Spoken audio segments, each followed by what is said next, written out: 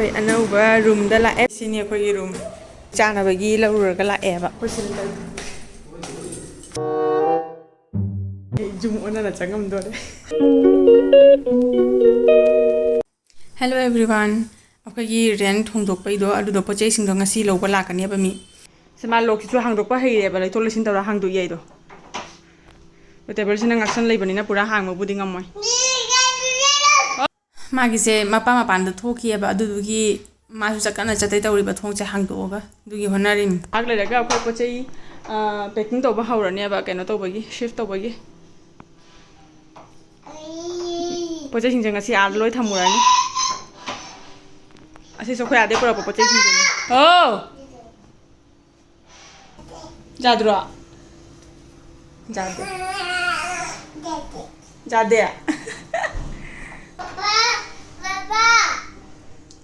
पापा थबक की चखीनी ने कुकर खांग करी करांग लोय फेंगदोक्तोइनेबा दुना इना चाक से थोंगदोओबरे हुजि 12 बौगी चांग आंगा तन चाने न हायबा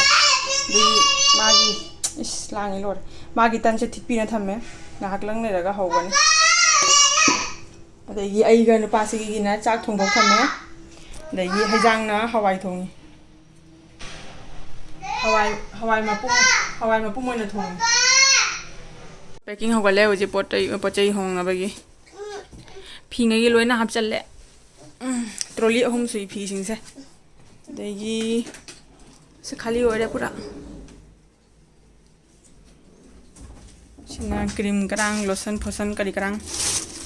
लोइ जाओरे जो हांग जादे सना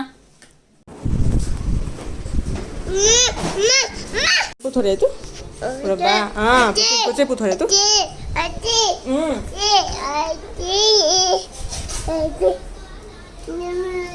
Kasih tu berapa? Sonda, sonda kini dah. Kenapa dia cakinu? Cakinu kenapa itu?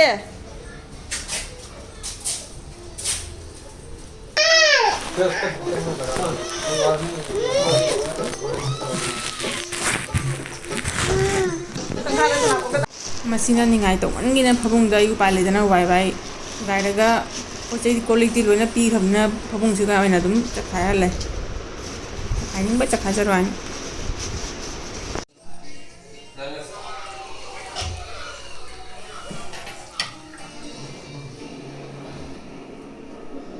केदौरिबा नंगो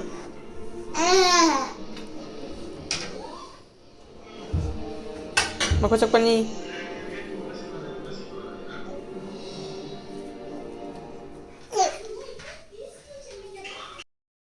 पोचई लाए चाबगी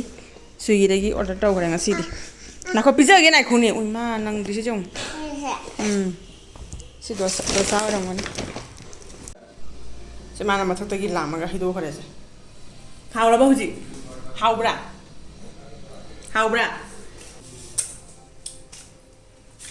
मजा आया ले चाहिए नंगना तौरि मिसे नंगना तौरि बसे खंगाबा टीवी जेंगमदगी दुम तुमगरे नुपास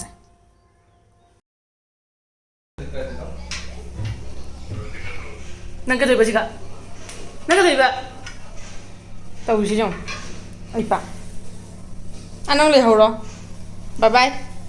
अखोय चखरानि नंग ले हौरो को पोचै पुथोकपगी पुरा लोइ हौरे चखाइना नंग ले हौरो को खै चले को कुमथराव सड़क फंगबदा उल्टा पुल्टा ताहौदगी धवारगा थोंगन सलग चो बाय बाय टाटा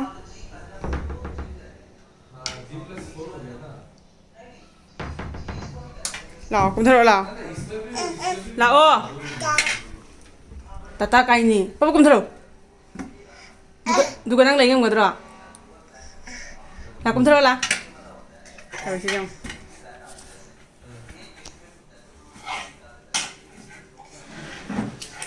थोड़ा ला चलो good इसिंग टेबलोय थादोक्तना तौसि जों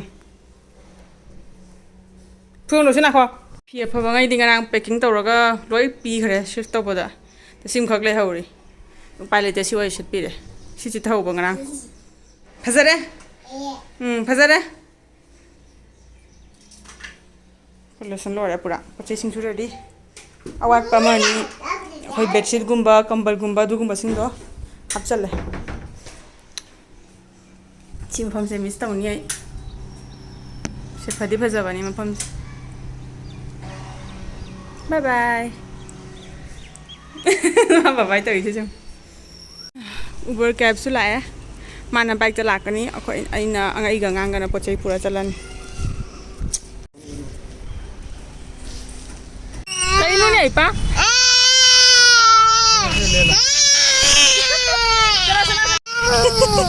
चलो पागा चलो बाय बाय टाटा टाटा से मपा से बाइक ता लाकु उइ अदुदुगी मा जाउद्रेना कपिबा मा अइ कार दा चनिंदे मपा बाइक ता चनिंगिबा Bye bye. Bye bye. Em muốn cái thầu xả bị đi này.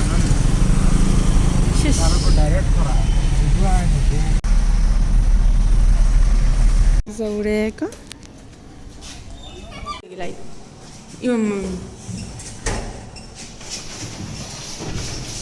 Xoan đây dùng gì nhỉ coi.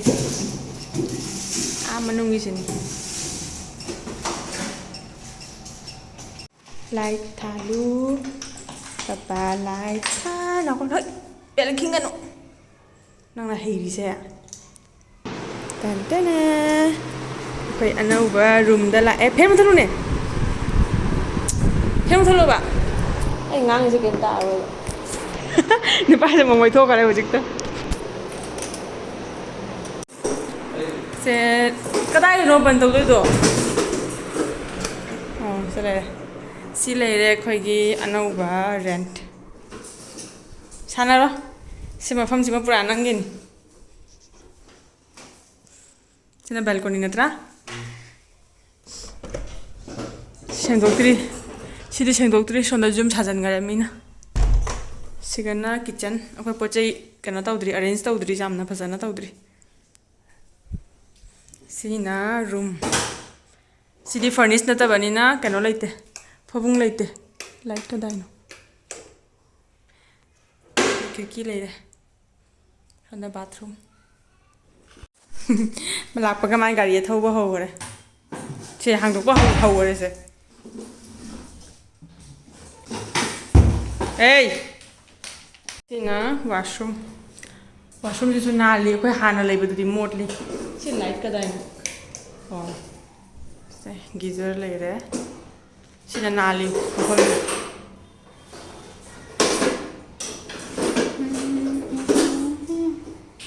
sini khoi room asidi furnish na tabanina kano phabung leite ba duna khoi pune da leira ma phibam do do maina simai leire asina di phai angang leiba da hari nupa se adane mompak thaba do adui mathak ta kyarak onthare phabung dagi ma khatpa da langba da onhai ba jamna दुगी दी हाइरगा मखादा हिप्पसिना दी फाबा फबुंग लेरोय अखोय सिगसु से खिरकी लेरे कमाय हांगे सिबो ओ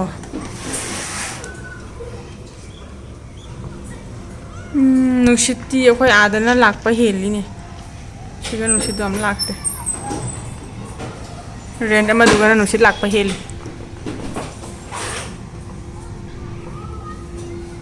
असेंबा हाइरगदि को अखोय हानगी rent तुना खितंग दि मरांग काय बट पैसागी हाइरगना असिसिना फाबा अमदुना हुतांगबा हेली ngasi wangadi phajana khange ko mi haise penba am bhong nai de aina mase langre pai tawi thi yong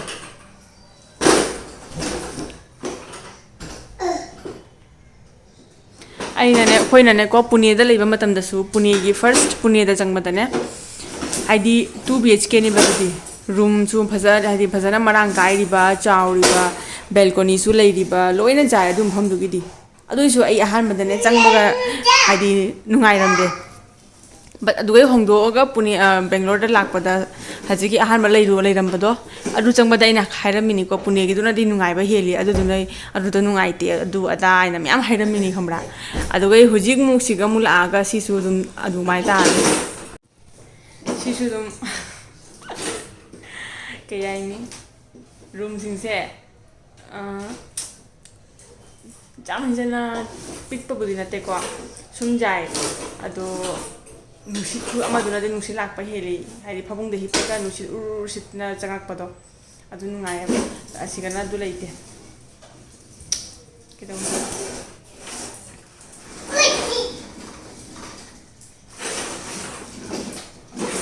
ꯗꯦꯁꯥ ꯃꯐꯝ ꯐꯥꯔꯁꯇ ꯆꯠꯄꯒ ꯈꯔ ꯍꯩꯅꯗꯕꯅꯤꯅꯦ ꯑꯗꯨꯅ ꯑꯗꯨꯝ ꯂꯩꯔꯒꯗꯤ ꯑꯗꯨꯝ ꯅꯨꯡꯉꯥꯏꯔꯛꯄꯅꯦꯕ ꯑꯩ ꯍꯧꯖꯤꯛꯇ ꯑꯩꯈꯣꯏ ꯂꯩꯔꯝꯕ ꯃꯐꯝꯗꯨꯁꯨ ꯑꯩ ꯑꯍꯥꯟꯕꯗ ꯂꯥꯛꯄꯗꯗꯤ ꯑꯩ ꯍꯩꯅꯔꯝꯗꯦꯕ ꯑꯗꯣ 6th floorꯗꯁꯨ ꯑꯣꯏꯕ ꯍꯩꯅꯔꯝꯗ꯭ꯔꯒꯁꯨ ꯍꯧꯖꯤꯛ ꯀꯨꯏꯅ ꯂꯩꯁꯜꯂꯝꯃꯤꯅ ꯁꯨꯝ ꯅꯨꯡꯉꯥꯏꯔꯛꯇꯦꯕ ꯊꯥꯗꯣꯛꯑꯒ ꯂꯥꯏꯗꯣ ꯅꯨꯡꯉꯥꯏꯇꯦ ꯕꯠ ꯍꯧꯖꯤꯛꯁꯨ ꯁꯤꯒ ꯂꯥꯏꯁꯦ ꯂꯥꯛꯄꯗ ꯉꯥꯏꯔꯤꯕꯅꯤꯅ ꯍꯥꯏꯗꯤ ꯌꯥꯝꯅ ꯍꯩꯅꯗ꯭ꯔꯤꯗꯅꯀꯣ ꯁꯨꯝ ꯂꯩꯁꯜꯂꯛꯑꯒ ꯑꯗꯨꯝ ꯈꯔꯒꯤ ꯃꯇꯨꯡ ꯑꯗꯨꯝ ꯐꯔꯛꯀꯅꯤꯕ ꯑꯗꯨꯕꯨꯗꯤ ꯃꯥ ꯇꯧꯔꯤꯁꯤ ꯁꯨꯝ ꯌꯦꯡꯉꯨ ꯍꯩ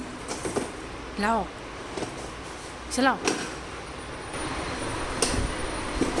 ꯀꯃꯥꯏꯅ ꯂꯥꯛꯇꯣꯔꯤ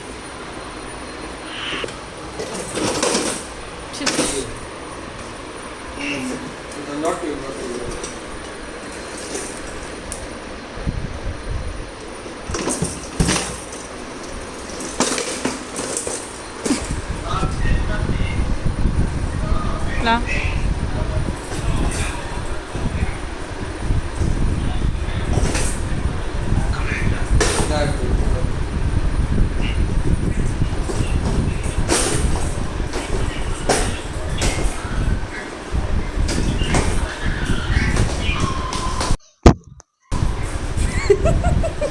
Bắn lấy thuốc cái này mày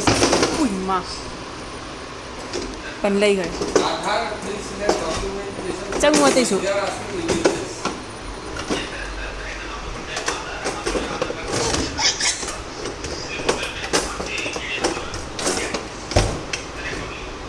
chứ cô nào sẽ mau nó cái nào chẳng ngoài kia vậy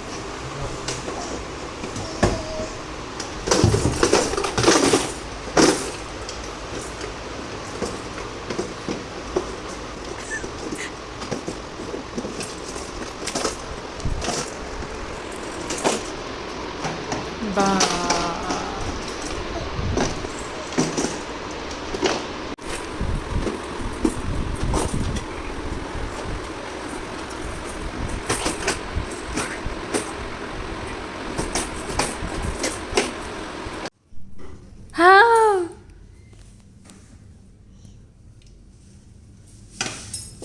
Má câu đâu?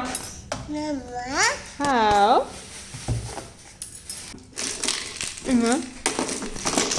gatna sanarammini se dugai wana tumgare mathanta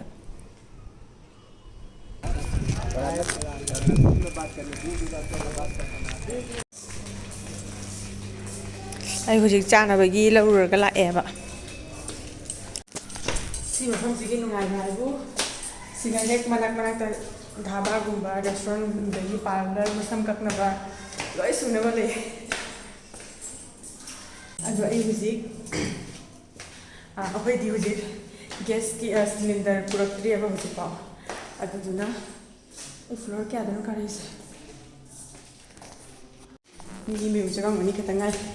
video ꯅꯝꯕ ꯍꯣꯠꯅꯕꯗ ꯑꯩꯈꯣꯏ ꯁꯤꯂꯤꯟꯗꯔ ꯑꯩ ꯃꯊꯛ ꯀꯥꯒꯦ ꯇꯧꯔꯨꯔꯦ ꯅꯪ ꯀꯃꯥꯏꯅ ꯈꯪꯉꯤꯕ ꯑꯩ ꯂꯥꯜꯂꯦ ꯍꯥꯏꯅ ꯑꯩꯈꯣꯏ ꯊꯣꯡꯁꯤꯒ ꯂꯩꯔꯦ ꯑꯩ ꯁꯣꯟꯗꯅꯦ ꯈꯜꯂꯤꯅꯦ ꯑꯣ ꯑꯩ ꯀꯔꯤꯒꯤ ꯂꯥꯜꯂꯤꯅꯣ ꯈꯪꯕ꯭ꯔꯥ ꯉꯁꯥꯏꯅ ꯑꯩ ꯂꯤꯐꯇꯒꯤ ꯂꯥꯛꯏꯅ ꯑꯗꯨꯒ ꯑꯩꯈꯣꯏ ꯑꯩ ꯂꯦꯐ ꯁꯥꯏꯗꯇ ꯆꯪꯉꯤꯅꯤꯅ ꯍꯧꯖꯤꯛꯅ ꯑꯩ ꯁꯤꯔꯤꯗ ꯂꯥꯛꯏꯗꯣ ꯂꯦꯐ ꯁꯥꯏꯗ ꯔꯥꯏꯠ ꯁꯥꯏꯗ ꯆꯪꯗꯣꯏꯅꯤꯅ ꯑꯗꯨꯒ ꯂꯦꯐ ꯁꯥꯏꯗ ꯂꯥꯛꯑꯒ ꯑꯣ ꯁꯤꯔꯤ ꯂꯩꯔꯝꯗꯦ ꯁꯤ ꯂꯩꯇꯦꯅ ꯀꯥꯎꯔꯦꯕ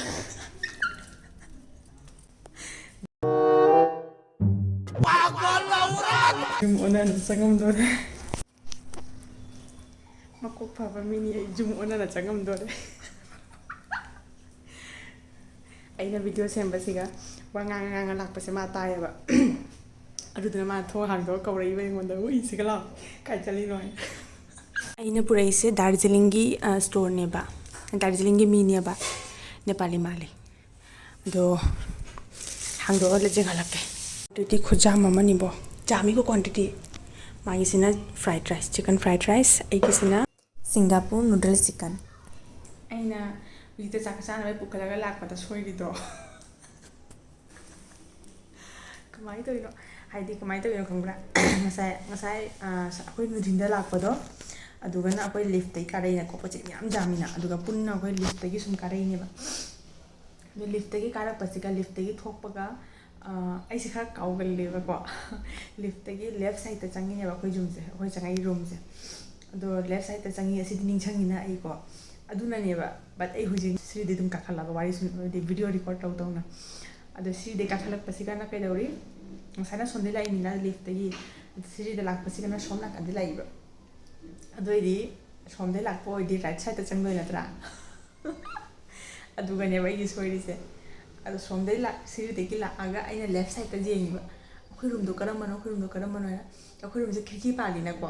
ꯋꯥꯜ ꯊꯣꯛꯐꯝꯁꯤꯒ ꯈꯤꯔꯀꯤ ꯄꯥꯜꯂꯦꯕ ꯊꯣꯡ ꯃꯅꯥꯛꯇ ꯑꯗꯣ ꯈꯤꯔꯀꯤꯁꯦ ꯎꯗ꯭ꯔꯦꯕ ꯑꯩꯅ ꯁꯣꯝ ꯁꯥꯏꯗꯀꯤꯁꯤꯒꯗꯤ ꯌꯥꯎꯗꯦꯕ ꯈꯤꯔꯀꯤꯁꯦ ꯑꯗꯨꯗꯨꯒꯤ ꯑꯩꯅ ꯈꯜꯂꯤꯕ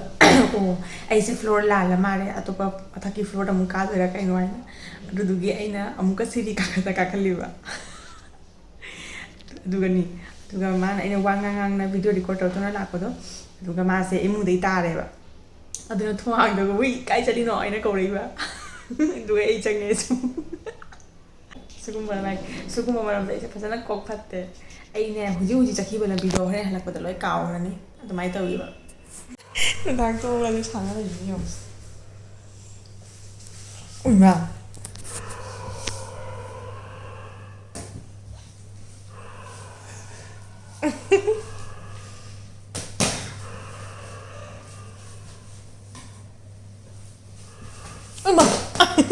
langgar